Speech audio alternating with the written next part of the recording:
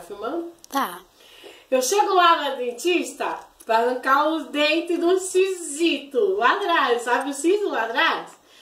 A mulher me vira e me fala assim na minha cara, meu, escuta só, o teu dente tá dentro ou tá fora da boca? Ah, falou sério, meu. Falei, não entendi nada. Aí eu falei, mas como assim que dente fora? Já viu arrancar dente fora da boca? Espera aí que eu vou pegar os dentes que eu guardei pra ver que tu arranca ele dentro da minha bolsa. Eu mostrei isso aqui, ó. É que eu preciso arrancar o dente que tá na boca, mas a imbecil me pergunta se tá fora da boca. Espera, eu vou buscar o dente fora da boca. Quer que eu grave o celular? Espera. Olha aqui, ó. Eu tenho dois, tá vendo? Tenho dois. Fora da boca, porque eu já arranquei.